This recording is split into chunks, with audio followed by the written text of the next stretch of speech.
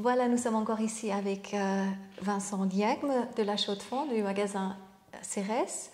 Et en fait, il a développé pendant ses 30 ans d'expérience 7 principes de base permettant d'avoir une bonne santé.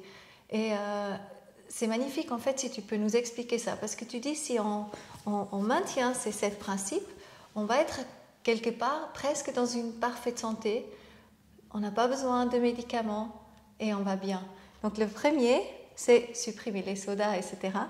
Peut-être tout ce qui est huile et margarine industrielle, la cigarette, et éviter les sucres de synthèse, le glutamate et les anticholestérol. Est-ce que tu peux juste rentrer plus en détail Oui, ici? alors je pense que les sodas, ça paraît évident qu'avec la quantité de sucre qu'il y a, de produits chimiques, de colorants, de saveurs artificielles, c'est un véritable poison. Donc ceux qui continuent à consommer ça, je crois que tout le monde le sait, ben, c'est suicidaire, ça, voilà, ça leur appartient.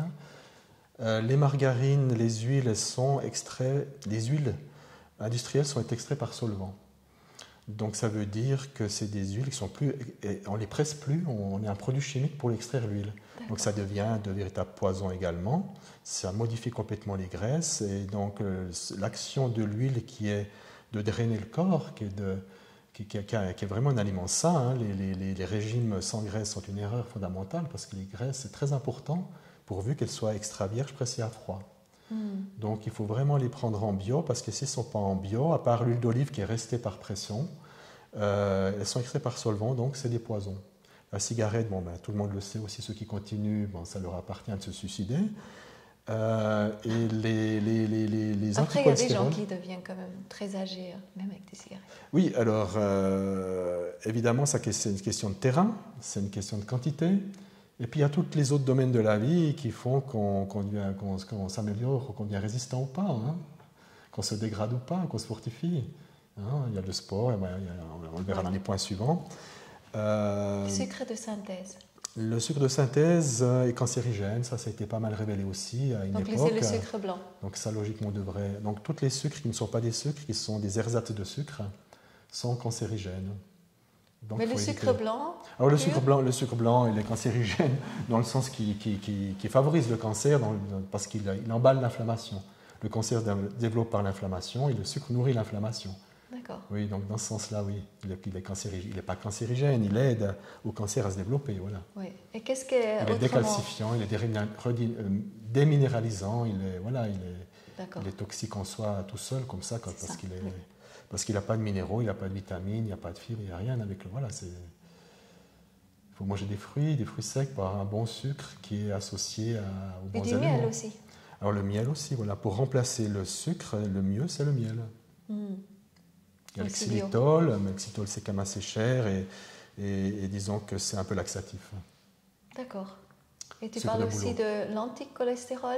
Alors l'anticholestérol, donc c'est les statines, c'est ce qui fait baisser le cholestérol, c'est une aberration. Il y a beaucoup d'éminents professeurs qui ont écrit des livres et qui ont expliqué que un cholestérol trop élevé est beaucoup moins dangereux que de prendre des statines. D'accord. Voilà. Les statines, c'est vraiment quelque chose de très dangereux. Ça a été aussi publié dans les grands médias, sans que j'invente rien. Je me permets de le dire parce que justement maintenant c'est vérifié, c'est publié. D'accord. Ouais. C'est un médicament. C'est un médicament anti-cholestérol, faire baisser le cholestérol. D'accord. Donc il faudrait vraiment, à mon avis, éviter ce médicament, même si on a trop de cholestérol. D'accord. Ouais. Je prends des risques en disant ça, évidemment. Okay. Mais... Merci. Merci de prendre des risques, c'est bien. Introduire les oméga 3. Alors, les oméga 3, c'est des graisses très importantes qui sont des anti-inflammatoires et des régénérateurs cellulaires qu'il n'y a plus dans la nourriture, pratiquement. Donc il faut les réintroduire. Ils sont dans l'huile de lin, l'huile de caméline, l'huile de colza. L'huile de colza, donc de nouveau, il faut qu'elle soit bio, c'est l'extrait par solvant. Si elle n'est pas bio, elle est extrait par solvant, généralement. Donc son oméga 3, il est dégradé, il est plus efficace. Donc il faut réintroduire cette huile de lin et cette huile de caméline qu'on ne connaît pas. C'est pour ça qu'on en a plus dans l'alimentation, on consomme plus ces produits-là. Dans l'huile de poisson, ou plutôt les poissons gras, ça en consomme, mais très peu finalement, pas assez pour avoir sa dose d'oméga 3. Donc il faut réintroduire soit l'huile de poisson, soit l'huile de lin dans les yogourts, parce qu'elle est un peu amère, elle se marie bien seulement avec les yaourts, ou l'huile de caméline qui va très bien dans la sauce à salade avec l'huile d'olive. Raison de, je dirais, de 2 tiers d'olive et 1 tiers de caméline. D'accord, ok. Ensuite, tu dois penser à manger des aliments ou des boissons lactofermentées ou du curcuma. Oui, parce qu'on connaît très bien l'importance de la flore intestinale pour la santé en général. C'est un grand laboratoire qui va aussi donc être très influent sur le système immunitaire. Et les produits lactofermentés vont permettre un bon fonctionnement, une bonne régénération de la flore intestinale. Donc choucroute, yogourt, kéfir, kombucha, ça c'est des super ferments qui vont maintenir une bonne santé de la flore intestinale. D'accord. Donc une bonne santé générale. Ok. Ensuite, point 3, supprimer le lait de vache et diminuer le fromage. Oui, le lait de vache tel quel, sans être transformé, sans être fermenté, justement, lactofermenté, cause énormément de problèmes. Le docteur Seignalais à Montpellier avait, sur des milliers de patients, constaté qu'en supprimant le lait et le blé, simplement, les résultats sur la santé, sur différentes pathologies étaient extrêmement importants. Alors le lait, mal digéré quand il est tel quel, donc la protéine non digérée amène beaucoup de soucis de santé, beaucoup de problèmes ORL, beaucoup d'infections des voies ORL, beaucoup de problèmes intestinaux. Et le fromage, c'est quand même beaucoup mieux, mais c'est quand même pas l'idéal. Il faudrait passer au fromage de chèvre, fromage de brebis. Le yogourt, ça va, c'est assez neutre, même si le yogourt de brebis, c'est encore mieux. Et là, tu as aussi proposé, justement, au lieu du pain de blé, prendre du pain d'épeautre. Oui, alors juste une précision pour rapport au lait, les groupes sanguins B les digèrent beaucoup mieux. Ils sont adaptés à la consommation du lait génétiquement. C'est une adaptation au cours de l'évolution à la digestion, à la consommation des produits laitiers. Donc ça passe beaucoup mieux, voire très bien. Pas toujours, mais souvent ça passe bien. Le blé, c'est le deuxième problème. Le blé ayant été tellement hybridé, sélectionné, irradié pour être adapté à la culture intensive et chimique, que la protéine du blé, le gluten, a muté dans ses gènes et il est devenu toxique pour l'homme, pour tout le monde. Même si on n'a pas conscience, il est toxique. Alors, il y a des gens en très bonne santé, très bonne digestion, évidemment, ce sera très peu influent, mais puis d'autres, ce sera une véritable catastrophe. Le blé bio? Alors le blé bio, la même chose, c'est le même blé. Il y a la même problématique, sauf bon, on n'a pas les problématiques des produits chimiques et de la perte de la vitalité, mais le problème du gluten est le même. D'accord. Oui. Alors les anciens blés, qui a le gluten, en fait, il ne faut pas non plus... Alors, les anciens blés ne posent pas ce problème, à part les gens très allergiques au gluten, ce qu'on appelle les cœliaques, ou même les anciens blés posent problème. Mais sinon, les anciens blés ne posent pas du tout ce problème-là. D'accord. Donc l'épeautre, le petit épeautre, qui est en grain de son vrai nom, le blé corosane, qu'on appelle camoute, et l'amidonier. Ça, c'est des anciens blés qui ont encore un gluten correct. Et l'engrain? L'engrain, c'est le petit épeautre. Ah oui, d'accord. Ouais. Très bien, merci beaucoup. Qui n'est pas un épeautre, pour ça que c'est son vrai nom. On vient au point 4. Manger bio. La chimie tue, on a déjà parlé ça dans l'autre vidéo.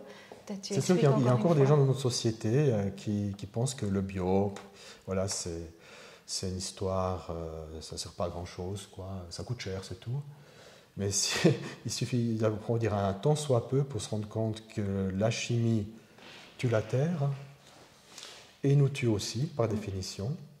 Tue l'humus, fait disparaître l'humus. Donc quand il n'y a plus d'humus, il n'y a plus d'agriculture. Et quand on est rempli de métaux lourds, de chimie, ben, on en meurt aussi. On peut en mourir aussi, donc on peut aussi avoir des cancers. La plupart des cancers, il faut avoir un conflit à la base pour créer un cancer. Mais maintenant, on a des cancers qui sont dus à la chimie, qui sont dus aux polluants, qu'on respire, qu'on mange, qu'on boit. Donc ça, avec le bio, évidemment, on évite. Donc c'est génial, parce que j'ai entendu qu'il y a plein de gens qui ont le cancer, effectivement, qui viennent chez toi et qui viennent se faire conseiller. Et qui évitent de faire la chimiothérapie aussi. Alors bien sûr, on n'est pas des médecins, hein, on n'est pas des thérapeutes non plus, mais que ton aliment soit ton médicament. Donc dans ce cadre-là, on a notre job de conseiller les gens à manger mieux pour aider la guérison. Oui. Magnifique. Et bien sûr, manger moins de viande. Alors manger moins de viande, parce que trop de viande, ça acidifie le corps, ça empoisonne le corps, ça encrasse le corps. Pas que la viande soit mauvaise, c'est d'être de bonne qualité, en petite quantité, une fois par semaine, ça peut être très bénéfique. Mais en trop grande quantité, 3 fois par jour, par exemple, comme certains le font, ça va en bas la catastrophe, ça c'est sûr. Mais on doit faire attention. Et surtout de quel élevage ils viennent, etc. Voilà, ça évidemment, de nouveau puisque la viande bio, qui est beaucoup plus chère que la non bio, bien sûr, elle a concentré tous les produits chimiques des céréales qu'elle a mangées. Donc, évidemment, c'est d'autant plus important pour la viande qu'elle soit bio de qualité. Ça, c'est sûr. Et derrière, une destruction énorme avec tous les élevages. Alors, avec un empoisonnement des nappes phréatiques, une consommation énorme de céréales, évidemment en culture intensive, évidemment, des maïs hybrides, consommateurs d'eau énormes, etc. etc. Une catastrophe écologique sans nom de consommer de la viande non bio. On a une responsabilité immense dans la catastrophe écologique que l'on vit si on mange de la viande en excès et en plus non bio. C'est très important de le dire. Ouais. Absolument. Et après, tu proposes aussi de boire 1 litre par jour d'eau. Oui, alors 1 litre d'eau par jour ou plus si on sent le besoin, mais en tout cas 1 litre. Et de forcer à boire, ce n'est pas non plus la solution. De juste milieu en toute chose, et la règle toujours pour la santé, pour l'équilibre. Voilà. Et à côté, tu peux boire autre chose, des jus, autre chose. Oui, alors bien sûr. 1 litre d'eau. Bien sûr, on peut boire des jus de fruits, on peut boire des tisanes, bien sûr, mais ce serait 1 litre d'eau, voilà, plus ou moins, quoi. Hein. Ça peut être moins, ça peut être plus, il n'y a pas de souci, mais disons, bien penser à boire. Il y a des gens qui n'ont pas du tout soif. Oui. Bon, ça, c'est comme un problème. Moi, j'ai jamais eu soif. Voilà. Et je me suis forcée, maintenant je bois de l'eau chaude et j'adore. Et puis si on se force, puis que 5 minutes après, on va uriner tout clair, c'est qu'il y a un déséquilibre, une faiblesse de la rate ou des reins. Donc là, il faut aller trouver un thérapeute qui permettra de débloquer cette énergie-là. D'accord. Voilà. Merci. Bon conseil aussi. Oui. Et après, tu dis, mangez pas si vous n'avez pas faim. Alors voilà, on mange beaucoup trop dans notre société. Hein. Ça, c'est un très très gros problème, évidemment, d'encrassement, d'épuisement et d'encrassement du corps. Hein. Donc si on n'a pas faim, il ne faut pas manger. Et le corps va pouvoir reprendre le dessus. Typiquement, le diabète est un épuisement du foie qui va créer un épuisement du pancréas et qui va amener au diabète. Donc il suffit de manger moins, de manger surtout moins le soir, parce que c'est là que le foie pourra récupérer.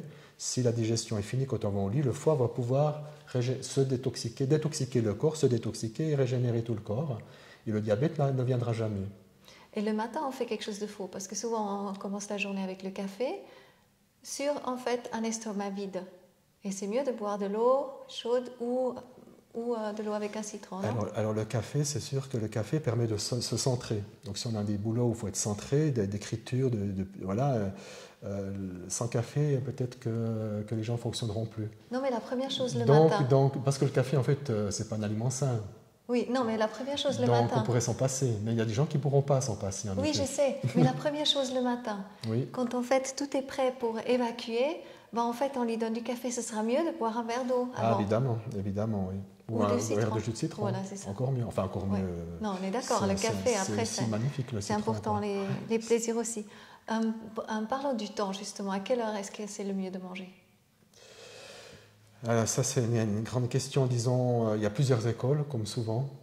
Je crois de nouveau, il faut peut-être écouter ces rythmes. Chacun a des rythmes différents. Ce qui est peut-être ce qu'on peut dire, ce qui est important, à mon avis, c'est de garder son propre. Une fois qu'on a trouvé son rythme, c'est de le respecter. C'est de manger pratiquement toujours aux mêmes heures. D'accord. Et manger peu, je le répète, léger et tôt le soir pour que le foie puisse reprendre le dessus. Oui. Et si on n'a pas pu, alors peut-être éviter de déjeuner. On n'a peut-être pas très faim si on a trop mangé le soir. Donc de sauter ce repas-là pour que de nouveau le corps puisse reprendre au moins le dessus de cette façon-là. D'accord. Et entre deux, tu proposes à manger un peu des fruits, des jus ? Alors les fruits, les jus de fruits ne devraient pas être mangés entre les repas, pendant les repas, parce que ça contrarie la digestion des féculents. Riz, pommes de terre, pâtes, etc., pain. Donc ça fait fermenter. Donc ça donne de l'alcool finalement. Et donc les aliments seront moins bien digérés, donc ils nous profiteront moins. Donc les fruits, les jus de fruits devraient être mangés avant le repas ou entre les repas. D'accord. Voilà. Et tu disais aussi, c'est pas bien le matin de faire, par exemple, ces céréales avec des fruits. Alors, il y a des gens qui supportent bien, qui ont une telle bonne digestion que ça va, mais en effet, il faudrait surtout de nouveau vous écouter si on se sent un peu lourd, ballonné. C'est qu'en effet, les fruits mélangés avec les céréales, avec les flocons, en l'occurrence, dans les mueslis, vont créer une très mauvaise digestion. Alors la banane, le kaki, des choses très, très peu acides, il n'y a pas de souci. Mais dans le moment où on a de la pomme, des abricots, du jus d'orange, catastrophe, ça, il faut bien observer si ça passe. Le jus d'orange est irritant pour l'estomac et acidifiant. Très sain, mais en quantité raisonnable. Très sain, mais mélangé avec les céréales, catastrophe. Donc ceux qui boivent du jus d'orange en même temps que manger, catastrophe. Et en excès aussi, ça peut vraiment amener des grandes douleurs d'estomac et une acidification du terrain. D'accord. La tomate aussi, la même chose. Ok, d'accord. Et surtout pour les groupes sanguins A. Les tomates mozzarella. Comme avant la viande, le groupe sanguin A est beaucoup moins apte à digérer la viande que les groupes sanguins. D'accord. Les autres groupes sanguins. D'accord. La viande blanche, ça va, mais la viande rouge, il faut vraiment être prudent pour les groupes sanguins A qui ont une digestion basique prévue pour la digestion des céréales et pas de la viande. D'accord. Donc, en Et quantité... jamais oublier la bénédiction non plus si on mange la viande. Alors oui, alors ça, bien sûr que ça, ça aussi, appartient à chacun, mais disons que c'est clair que si on peut remercier les aliments, notamment la viande, ce sacrifice que l'animal a fait pour nous, ça rentre tout dans une globalité harmonieuse, bien sûr. Ensuite, point 6, manger détendu et consciemment et mâcher suffisamment. Alors évidemment que si on a une digestion, si on est détendu, la digestion va être bien meilleure. Oui. Et l'assimilation meilleure, tout va mieux aller, évidemment. Et ça peut être aussi un moment de méditation, un moment de recueillement, un moment de remerciement en même temps qu'on mange, un moment de communion, bien sûr, avec les autres avec qui on mange. Et tout ça est un grand bénéfice pour la santé, pour l'âme. Corps, âme, esprit, tout est lié. Donc tout va bénéficier d'une bonne nourriture mangée en communion. Et tu dis aussi, suivez votre instinct. Oui, l'instinct, on ne l'a pas perdu, l'instinct animal, il est bien là, il suffit de le retrouver, on le retrouve très rapidement. Donc quand on écoute son corps, le corps nous dit très bien ce qu'on a besoin et on le vit finalement tous. Quand on a vraiment envie de quelque chose, profondément, je veux dire, pas un état psychotique d'avoir de compensation avec le chocolat, avec les pâtisseries, avec le chocolat noir est très sain, mais avec tout ce qu'on sait qu'il y a des cochonneries, si vraiment au fond nous, quand on a vraiment faim, qu'on a vraiment envie d'une banane ou qu'on a envie d'une salade de carottes, c'est que le corps a vraiment besoin de ça. Et moi, par exemple, mon corps, il a toujours besoin de chocolat brun. Oui, alors peut-être qu'il a un manque d'antioxydants et de magnésium que le chocolat contient. Il suffirait de manger plus de fruits secs, plus de légumes verts, je ne sais quoi. Tu disais aussi que les fruits, voilà, ce manque. Alors si c'est un manque affectif, ça va être difficile de compenser par la nourriture, autrement que par le chocolat. Mais si c'est un manque en effet d'éléments vitaux, ben voilà, ce sera relativement facile. Donc tu dis justement, c'est important de ne pas manger pour soulager les manques. Évidemment, oui, ça c'est clair. Ça fait partie vraiment du développement personnel, hein, de cet état d'harmonie vers lequel on essaye de tendre, de travailler autrement que de soulager ses manques, quoi. Oui, et on arrive déjà au 7e point, faites de l'exercice physique. Voilà, bon, ben ça tout le monde le sait, je le répète, parce que c'est toujours bien de le répéter. On sait que le mouvement fait circuler les énergies, fait éliminer les toxines, fait carburer les excès, etc. Et qu'on s'offre des moments hors de notre écran. Oui, alors de nouveau, pour l'âme, corps, âme, esprit, pour cette harmonie, il faut trouver des moments de détente, d'harmonie, de communion avec la nature, avec les autres, autre que de se déstresser. Parle-nous peut-être parce qu'on ne se déstresse pas devant l'écran, justement. Parle-nous un petit peu de ces rayonnements. Alors, les rayonnements électromagnétiques. Oui. Bon, les rayonnements électromagnétiques, si on est devant une Wi-Fi, les Wi-Fi actuelles notamment, elles sont extrêmement puissantes. Donc, une secrétaire qui a sa Wi-Fi au pied, il faut absolument qu'elle câble parce que là, elle se destroy complètement. Oui. Donc, tous les parents, tout le monde 2-3 qui mètres, nous c'est déjà entend en beaucoup ce moins moment. nocif, mais directement un téléphone au cerveau, on sait, après 2 minutes, ça a une atteinte aux neurones. Donc, il faut vraiment prendre des kits mains libres ou prendre le micro. Voilà, c'est pas supprimer ces choses-là, câbler le plus possible, utiliser à distance, prendre des précautions. Les téléphones vraiment, par câble aussi. Voilà, les téléphones portables, câblés sur sa box, ça existe maintenant des kits comme ça, absolument. Et ma foi... Et faisons attention à tous ces ondes, justement aussi micro-ondes. Et le téléphone d'appartement, sans fil. Ouais. Il faut prendre des écodects, parce que sinon, ils rayonnent plus que les Wi-Fi encore. Donc, même les écodects, quand on téléphone avec, c'est comme un ATEM, même plus puissant. Mais au moins, quand il est sur sa base, il s'arrête de rayonner. D'accord. Mais c'est extrêmement violent aussi comme onde. Donc, c'est des gens qui sont... On a un seuil de tolérance aussi. Hein. Dès le moment où on passe le seuil de tolérance, on devient très atteint par les ondes. Donc, mais comme les ondes nous affaiblissent, donc on résiste, puis après, au moment où on est affaibli, après, on est vraiment très impacté par les ondes. Oui. Donc, il faut éviter dès le départ de se faire affaiblir par ces ondes, bien sûr. Et tout ça, ça collabore justement avec quand on mange, par exemple, bio et on a les ondes. Qu'est-ce que ça fait à notre corps? Disons que voilà, plus on va vivre sainement, plus on sera résistant aux ondes, plus on sera résistant aux polluants qu'on respire, etc. Donc, il faut essayer sans être extrémiste dans tous les domaines de la vie, de trouver un juste milieu. Et aussi plus qu'on est dans la joie. Je pense que c'est super important d'être dans la joie. Ah, ben oui, évidemment. C'est sûr que les conflits, par exemple, résistant. Les conflits entre humains, c'est terrible ce que ça affaiblit. Ouais. Ce que ça stresse et donc affaiblit. Et j'ai aussi entendu une fois, quand on est dans le stress et on mange bio, c'est moins bien qu'être heureux et peut-être pas manger bio. Je ne sais pas ce que tu veux dire sur ça. Alors, je n'ai pas écouté ta question parce que j'avais une autre notion qui me venait. Une autre notion qui me venait, je vais l'exprimer parce que c'est quand même intéressant dans cette notion d'harmonie. Rudolf Steiner, pour reprendre lui, je ne vais pas être trop prosophe, mais je crois à 100% tout ce qu'il a dit, disait qu'une critique est comme, dans le monde énergétique, la critique est comme une balle tirée sur quelqu'un dans le monde physique. Magnifique. Ouais. Magnifique. Donc quand on juge, quand on critique, souvent on se décharge en faisant ça, on ne se rend pas compte le mal qu'on fait énergétiquement sur soi-même et sur les autres. Oui. Ouais. Dans le système immunitaire, là aussi, je pense que Corona, il peut venir bien plus vite là. Hein. Oui. Magnifique. Bah, écoute, ça résout plus ou moins ça répond à ma question. Voilà. Et puis après, tu parles des dons et des talents. Vivez selon vos dons et vos talents. Oui, on vient tous se taire, je pense, avec des dons, avec des talents, avec des potentiels.